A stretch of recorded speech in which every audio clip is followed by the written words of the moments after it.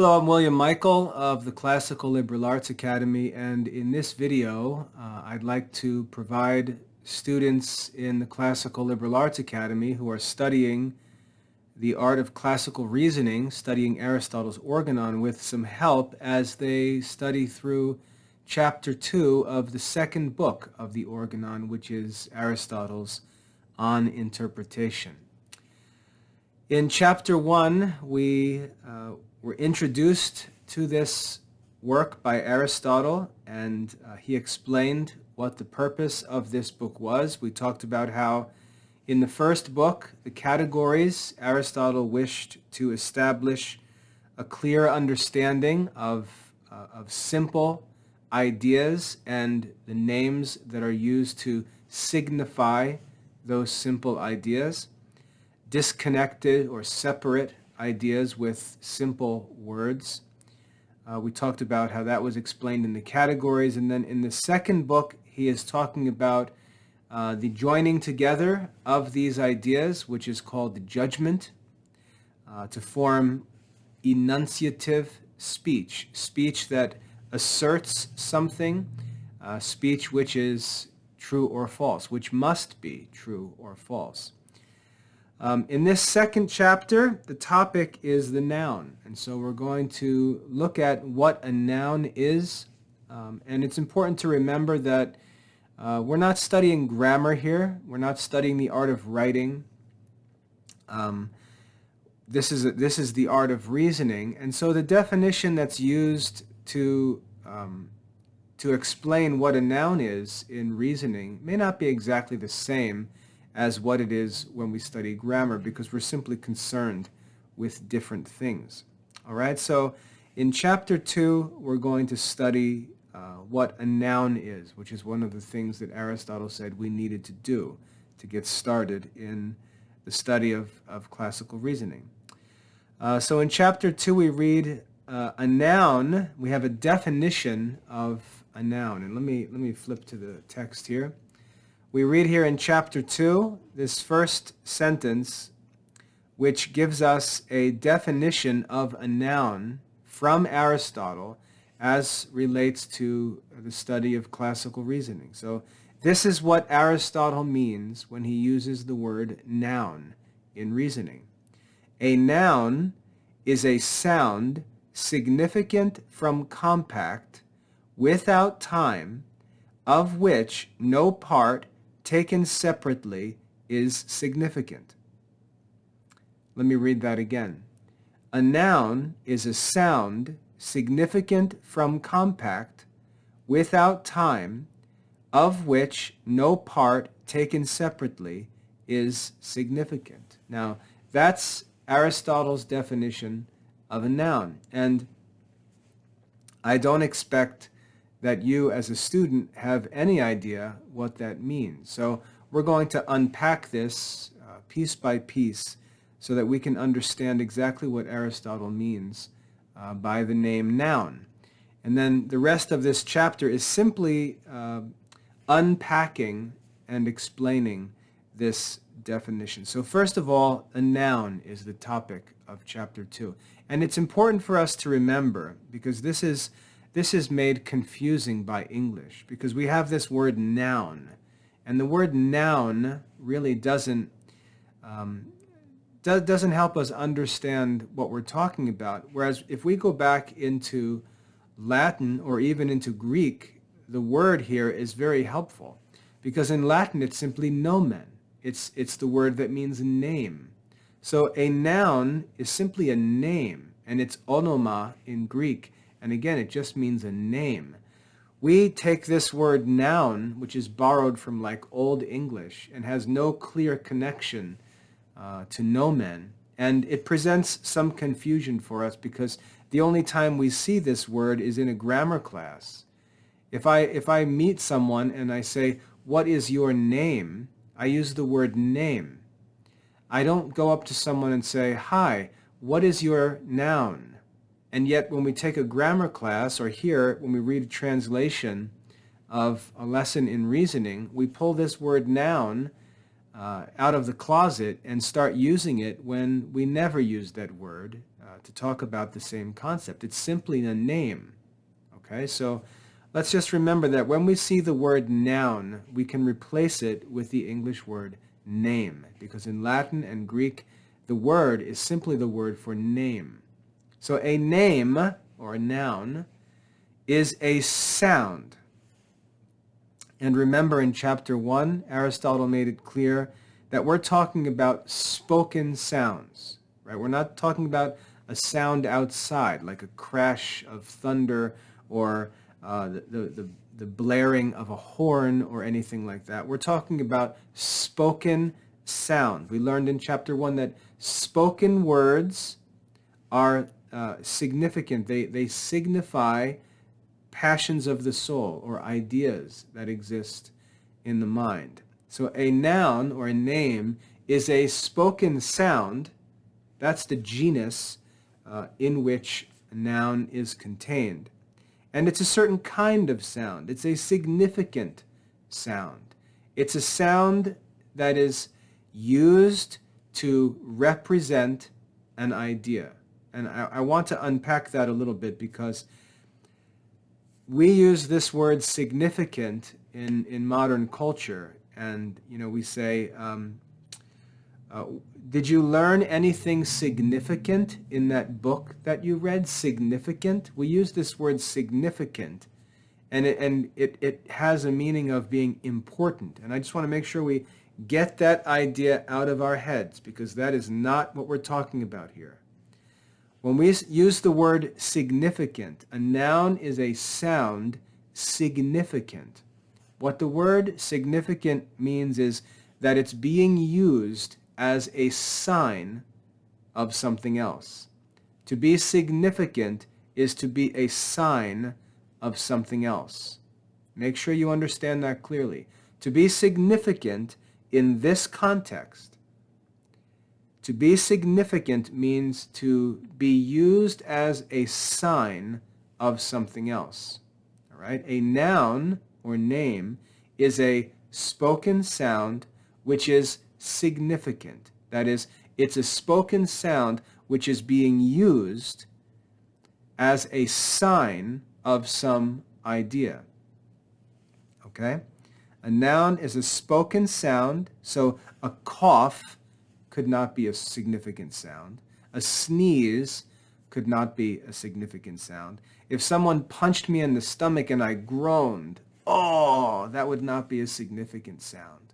Okay? Because the sound would not be used to serve as a sign for an idea.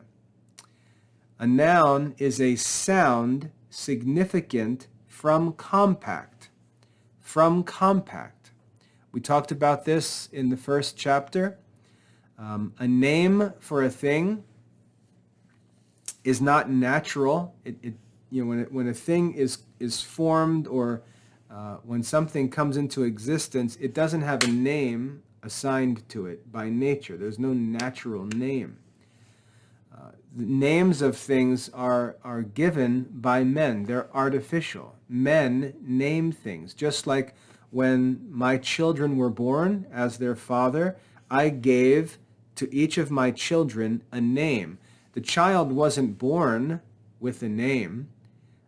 He wasn't delivered, and when the child was taken up by the doctor, he didn't have a name tattooed on his body that we started calling him. We decided what his name was, and we could have chosen any name that we wanted.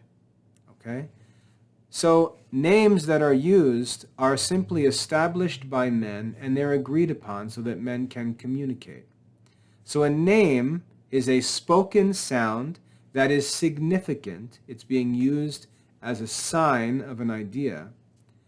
And it's significant from compact. That is, men establish the meaning of these names.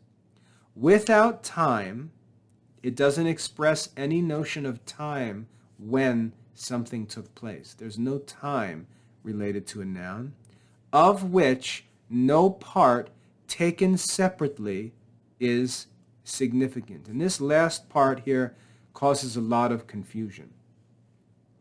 But I think it's actually simple.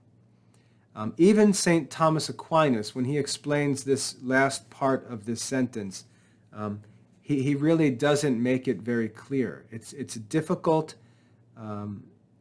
difficult idea for us to understand that Aristotle is trying to communicate, but I think that there's an easy way to understand it as long as we keep in mind the context of what we learned in chapter 1, and I'd like to explain it a little bit. A noun is a sound significant from compact without time, of which no part taken separately is significant. Okay, now, if we think about a sentence, all right, what I want you to think about, and this is the hard part, it's hard for us to think about language the way Aristotle did. Because remember, when we think about language, we often think about books and writing first. And we think less about spoken words. It's strange, but when we talk about words, what usually comes to mind? Written words. And for Aristotle, that wasn't the case. Aristotle has in mind spoken words. And when we think about sounds coming out of our mouths, think of how many syllables are coming out of my mouth. It's a stream of syllables. Stream of syllables. A stream of syllables. That's what we hear. And how do we know how these syllables are to be grouped together? I'm just saying syllable after syllable after syllable after syllable. They're coming out of my mouth. How do we know what's a word and what's not a word if the syllables come out one after the other after the other after the other? How do we know where to divide those syllables so as to form words? You see that idea? That's what Aristotle's referring to here. Okay, when we speak and spoken sounds come from our mouths, we have an idea that we wish to communicate. We have an idea that we wish to name, and we name that idea. We say the name of the idea. And the name may be one syllable. We may say man. That one syllable comes out, and that is the name for the idea that we are signifying with our spoken words. We say man.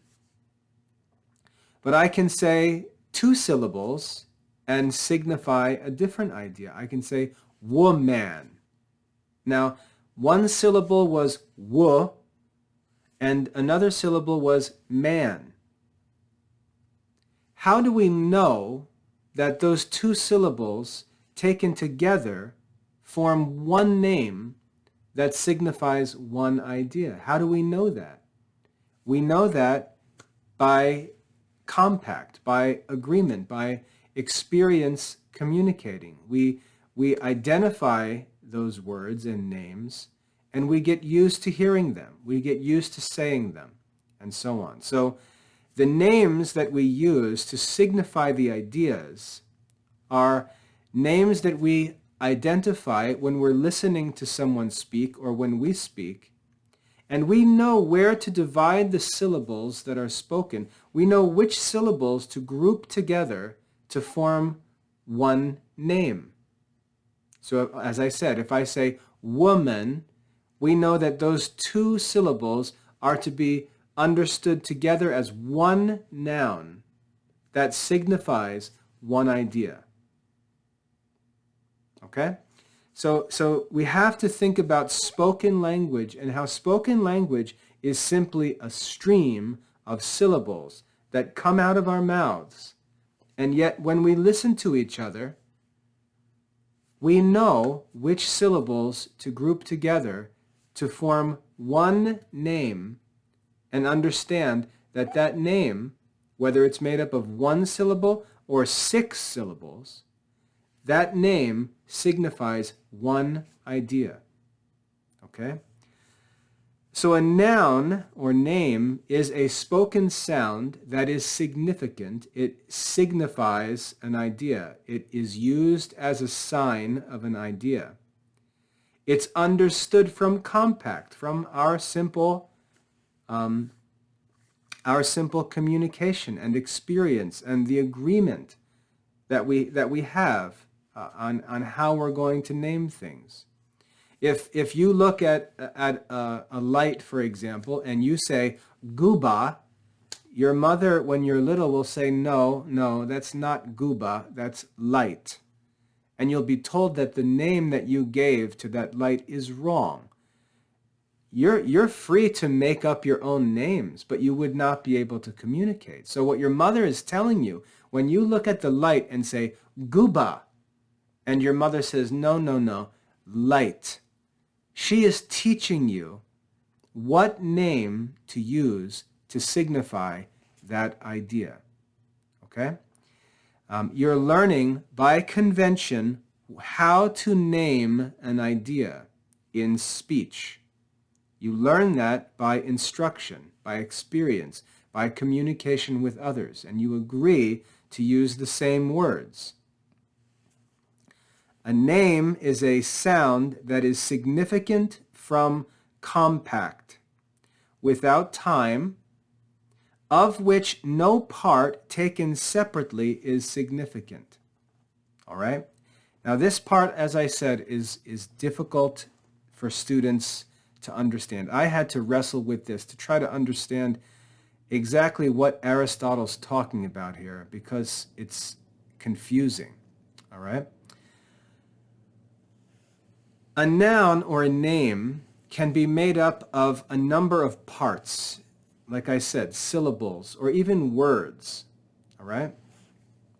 So for example, just to give you a silly, easy example, if I were to speak about a hot dog,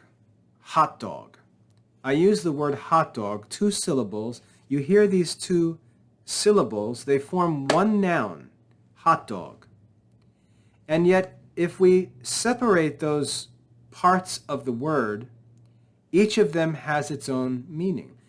Hot has a meaning, and dog has a meaning. But when I say the name hot dog, I don't care about hot and I don't care about dog. I'm using those 2 sounds together to form one name. And I have a single idea in my mind that I am signifying with that word. Hot dog does not mean hot.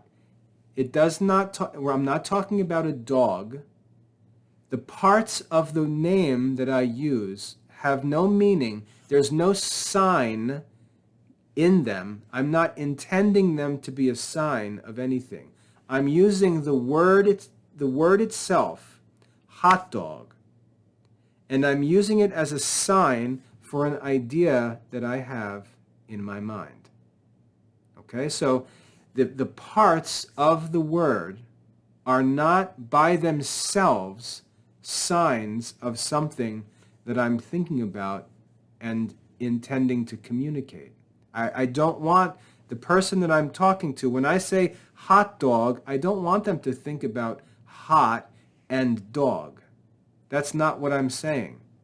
I'm using the name hot dog as a single name for a single idea. That's what Aristotle is explaining here. Okay? A noun is a spoken sound. So let's just use this hot dog example. Okay? A noun is a spoken sound. Hot dog, the spoken word hot dog, is a sound that is significant. It's used to signify an idea. We understand this sign, we understand that this name signifies this idea because we have learned and agree to associate this name with that idea. It makes no reference to time. The word hot dog doesn't say anything about present, past, future. There's no time represented in the word. And if you were to take the word or break the word into its parts, none of those parts are being used to signify some separate idea. Okay, I know that's difficult to wrap your brain around. It's difficult. You really have to chew on this until you understand it. But what Aristotle is simply saying is that if I take the spoken word hot dog and I were to break that word into its parts, to consider it as two words or two syllables, and then I would ask, did you mean to say hot as a sign of hot and dog as a sign of dog? And I would say, no, that's not what I mean. Those parts of the word, I'm not speaking them as signs of any idea. I'm speaking them together as one name to signify one idea. That makes hot dog a noun or a name. Okay, the fact that if I break it into its parts, those parts are not being used as signs of different ideas. They're being spoken together as one name. They do not signify time. It's a spoken sound used as a sign, understood by human agreement, human education, human communication. A spoken sound used as a sign of an idea established by human institution or art has no reference to time, and no part of it is intended to signify anything by itself. It's presented as a name for one single idea in my mind. If that's true of a spoken sound, then that spoken sound is a noun or a name. Okay? Again, even though I've explained it, I still know that it's difficult to get all of that into your mind together. Now, the way to get that into your mind is to memorize this definition. And this is where memorization really helps us. It takes time to get all of the details of an idea into our mind, especially a complicated definition like this. And let me just say something about definitions real quick, and I'll try to make this short. When we define something, we do two things. The first thing that we do when we define something, if I point to something and say, what is that? A definition, first of all, identifies the genus or the class of things to which the thing belongs. That's the first part of a definition. We identify the genus or the class of which, or the class to which a thing belongs. So here we see a noun or name. And the first thing Aristotle does to give us a definition is he identifies the genus or the class of things to which, the class to which this belongs. He says a noun is a sound, or to be more specific, a spoken sound. A noun is a spoken sound, and there are different kinds of spoken sounds. But a noun is a sound. We identify the genus of this thing. Then, after we identify the genus, that's the first part of a definition, then we have to explain how that thing differs from all of the other members of that same genus or class. And these are called differences. So we have to identify the genus and then identify the differences that make this thing unique in that class. And when we do that, then we have defined a thing. And this is what Aristotle does here. He says a noun is a sound. That identifies the genus. And now he names the first difference. It is a significant sound. So it's not like a cough, not like a sneeze, not like a groan. Those are insignificant sounds. It's a sound, that's the genus, but it's different from other sounds because it's significant. That's the first difference.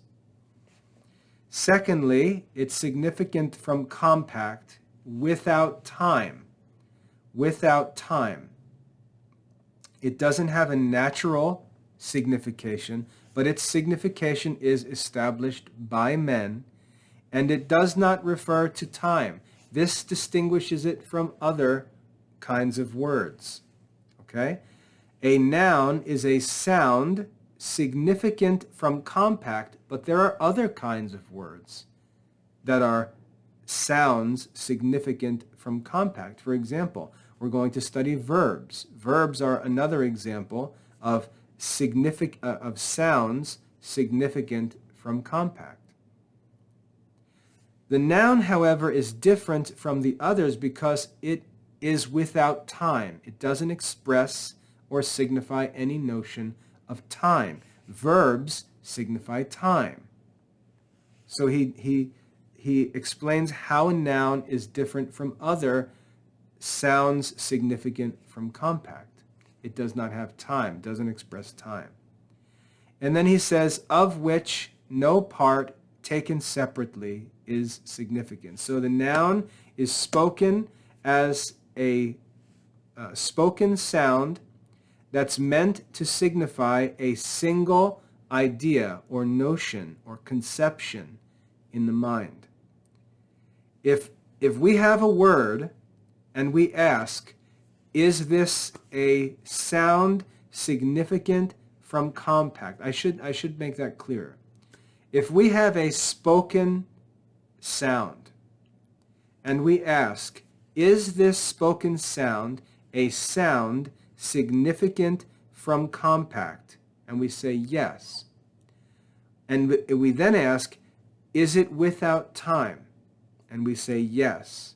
And then we ask, does any part of it taken separately signify any idea? And we say no. It's a simple spoken word used to signify an individual idea. If that's true, then that spoken sound is a noun or a name. Okay, so think of it like that. And as I said, memorize the definition, recite it and recite it and recite it, and allow your mind time to take into consideration each part of that definition until you understand the whole definition in all of its parts. And the only way that you can do that is to memorize the definition and study to understand what each part of that definition means. Okay, one more time. A noun is a sound, a spoken sound, significant, used to serve as a sign for some idea. Significant from compact, that is an artificial sign, a sign that men have agreed to use as a sign for a certain idea. Without time, it doesn't express any notion of time, of which no part taken separately is significant.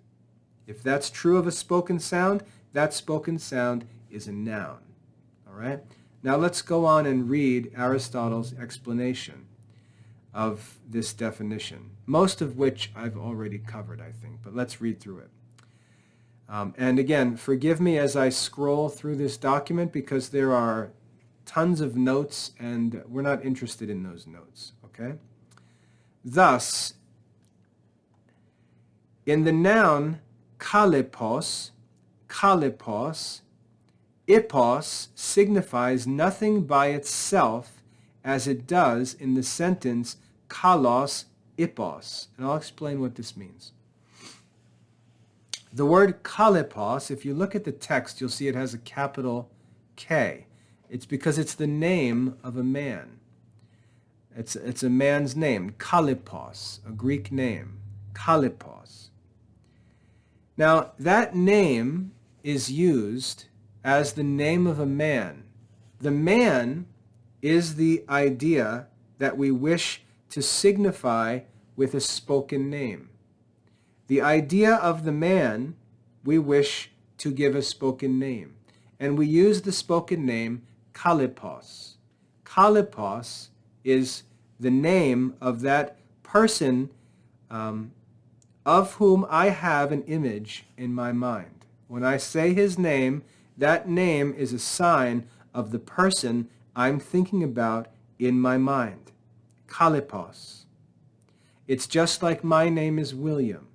If you're thinking of me and you wish to name the idea, the person that you have in mind, you use my name, William. You name that idea. Kalipos, 3 syllables, is a name for a single idea. Kalipos. You can point to him in the street and say, Kalipos. Okay, that's his name. And the name is spoken, the 3 syllables are spoken as one single spoken sound to signify one idea, that person. Okay? Now, if we look at that word, kalipos, we can find that in Greek, we could take 2 of those syllables, ipos, and if we separated ipos, we would find that that word, that those 2 syllables are the name of an animal. A horse. In Greek, the word ipos or hippos is the name of a horse. Now, when I say kalipos, and you say, oh, well, a part of that noun that you used, if we separate it, means horse. Is that what I signified when the syllables ipos came out of my mouth? No, that's not what I signified. I did not intend any significance in any of the parts of that word, but in the word itself. Kalipos. That's the name for the idea in my mind. Kalipos. 3 syllables. Keep them all together as a spoken word, because that spoken word, those 3 syllables together, are a name for an idea in my mind. Just because ipos can be separated and you can say, oh, that means horse, that doesn't mean that I am signifying a horse. When I say kalipos, it's one name for one idea. And I don't intend for any of the parts to be understood separately as signs of different ideas. I intend it to be one name for one idea. And that's what makes it a noun. All right? So when these 3 syllables come out of my mouth, kalipos, kalipos, 3 syllables, you're not to hear ipos and say, oh, horse. No, that's not what I intended. This name, kalipos, those 3 syllables are to be kept together, and you understand that it's the name of a man that I have in mind. You understand that because you know by convention that it's the name of a man. Those 3 syllables, kalipos, kept together as one name. Okay? Ipos, the text says, signifies nothing by itself when it's spoken as part of the name kalipos. Ipos has no separate meaning, as it does in the sentence kalos ipos. Kalos means good or beautiful. Ipos means horse. So if I say kalipos and you say, oh well, kal is derived from kalos and ipos is horse, no, that's not what a noun is. That's not what I'm doing. That's not what my speech is doing. I use the word kalipos as the name of an individual in my mind. And I don't intend for the parts of that word to be understood as signs of other ideas. Kalipos is a name. It's a noun. It's not to be analyzed into parts. It's to be understood as a name that is used to be a sign of one idea in my mind. Okay? The fact that it is a spoken sound that is used as a sign of an idea that's understood through through agreement and understanding of men. It does not signify time, and it cannot be broken into different parts that each have their own meaning or are used as different signs. If that's true of the word kalipos, then kalipos is a noun. That's what makes kalipos a noun. Okay? The text goes on to say, nor is it in simple nouns as it is in those that are conjoined. For in the former, that is, in simple nouns, a part is by no means significant. And I believe what Aristotle is referring to here is a simple noun that actually doesn't contain parts that might be recognized as words in themselves. Like when I used hot dog.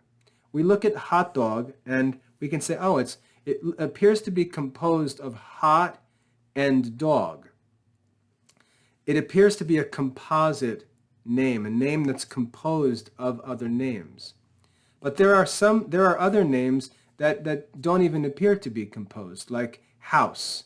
If I say the word house, that's not really a good idea because it's one syllable. If I were to say woman, we might not recognize anything in there that appears to be a separate word.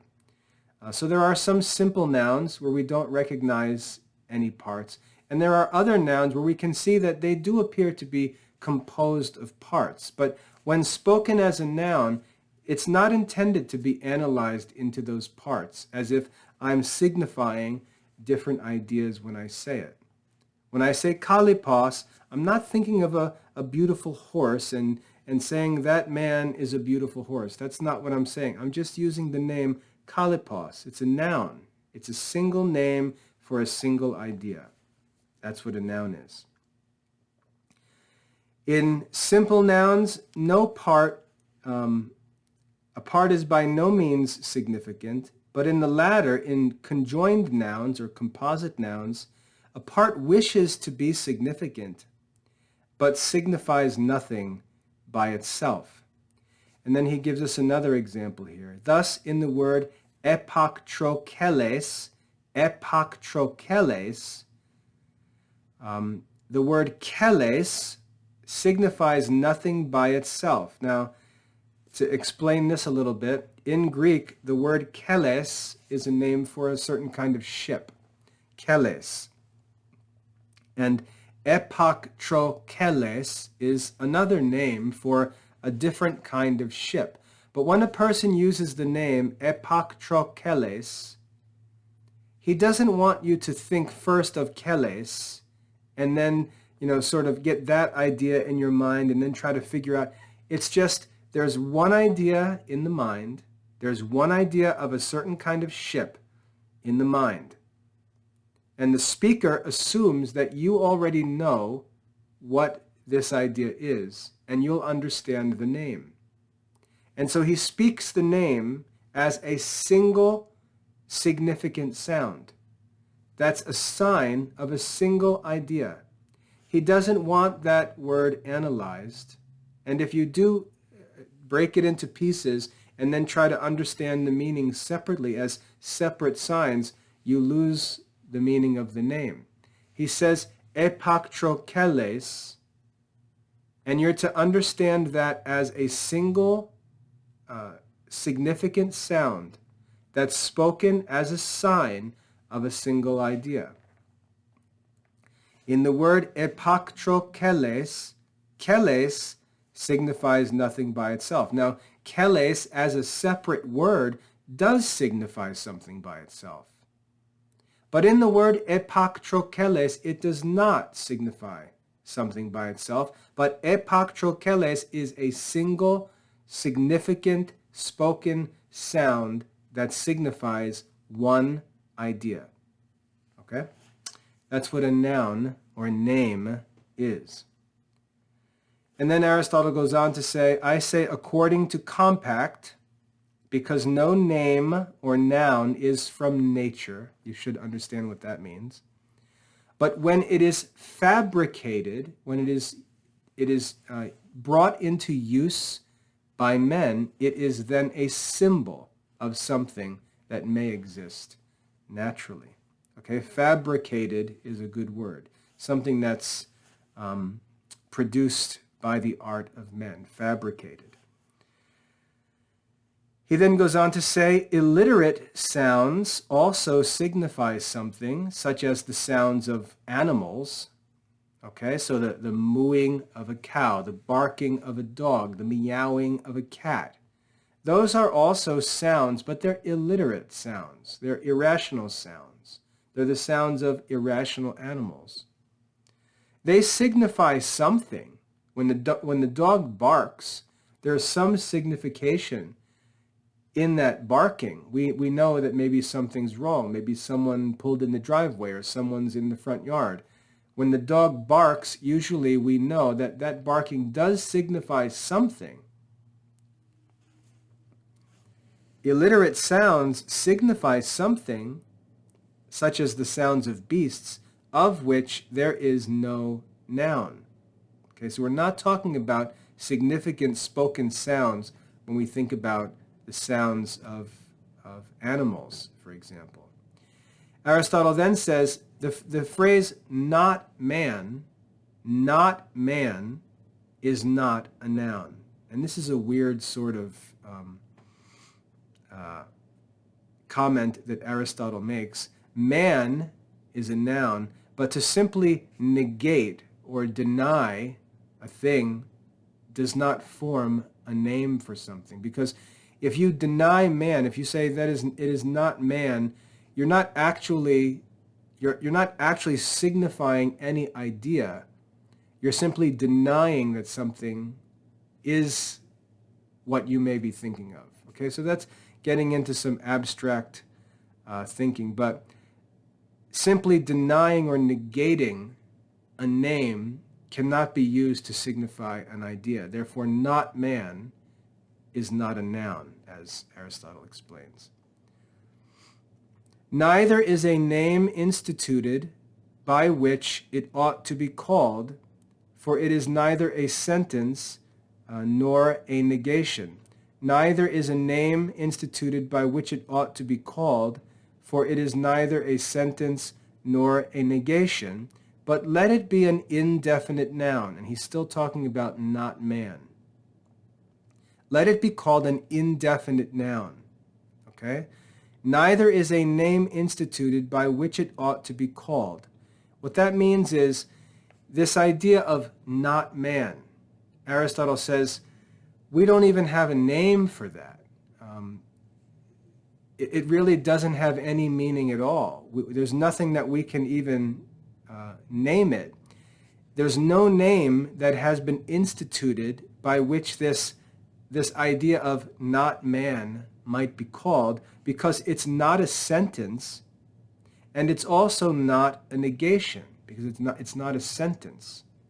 What is it? And so Aristotle says here, let's just call it an indefinite noun, a noun that doesn't actually define or identify a specific thing. Let's call it an indefinite noun,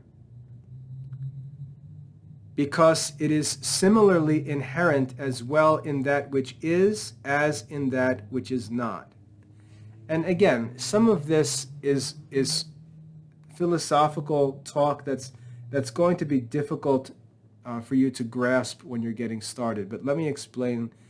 When he says, it is similarly inherent as well in that which is as in that which is not. Some of this language is difficult, but here's what Aristotle is saying. If not man was a name for an idea, what could that idea possibly be? There are an infinite number of things that would qualify as being named not man. Okay? A horse. I could have the idea of a horse in my mind, and I could use the expression not man. And that would be a description of the horse. It's not man.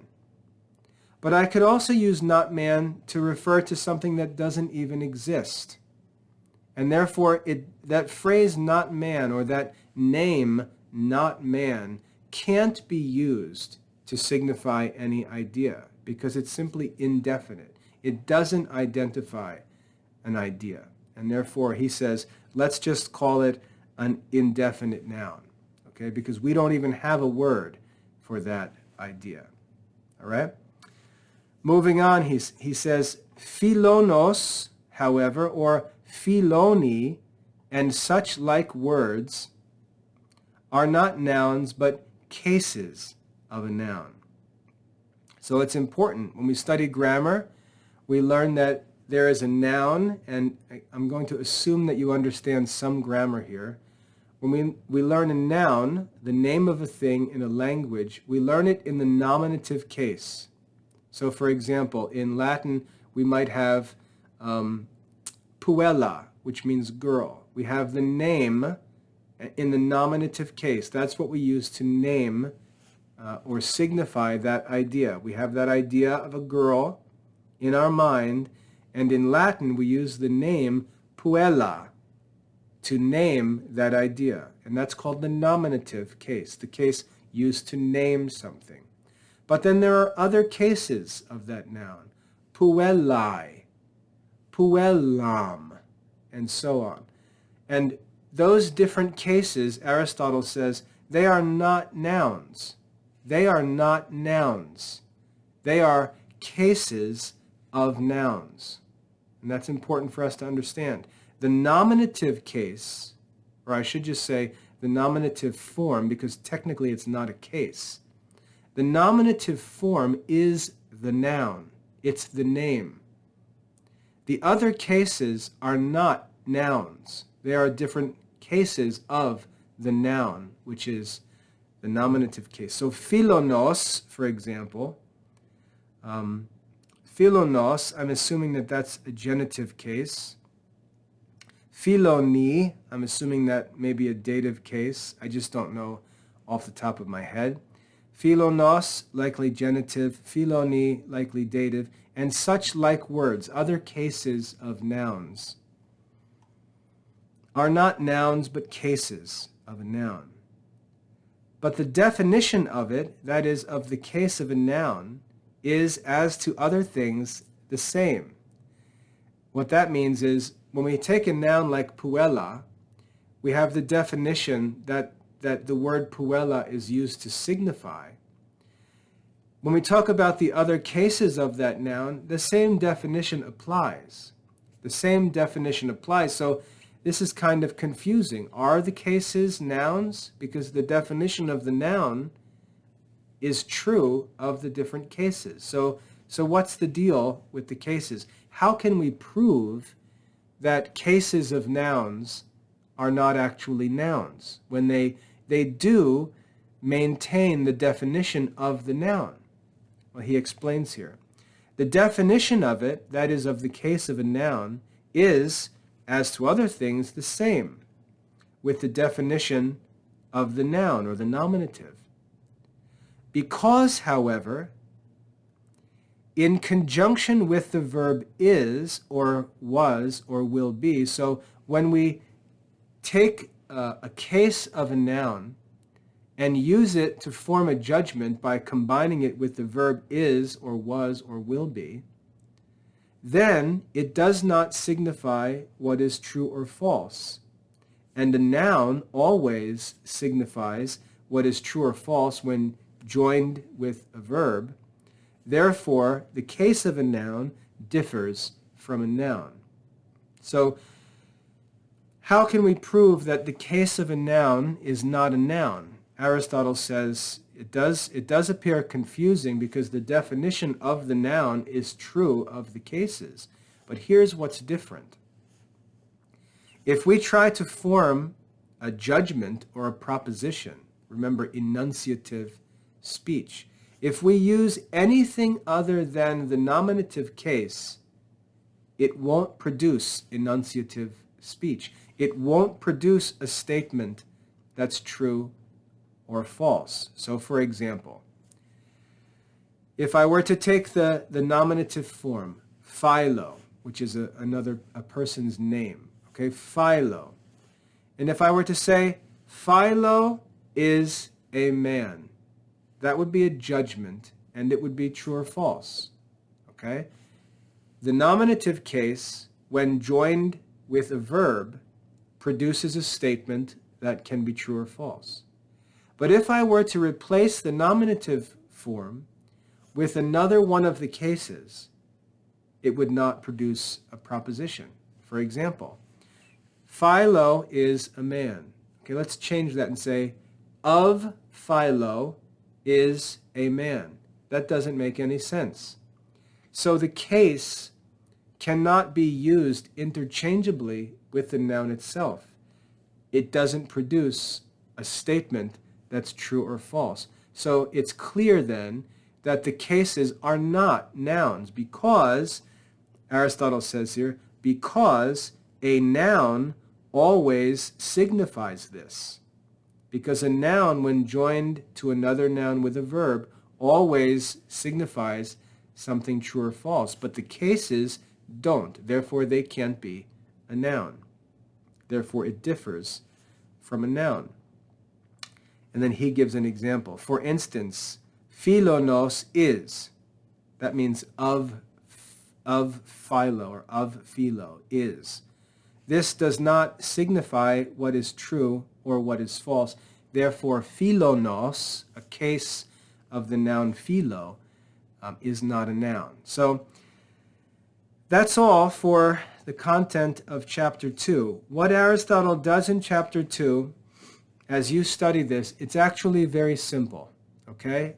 I've had to labor through that to explain all of these different things that Aristotle talks about. Most of them you can just ignore, all right? I want you to study the chapter. I want you to do your best to understand it. You can watch this video a few times to help you understand all that he's saying. But what he's doing in chapter 2 is very simple. He's simply giving us a definition of a noun. He said, and again, I'm sorry that I have to scroll through this here.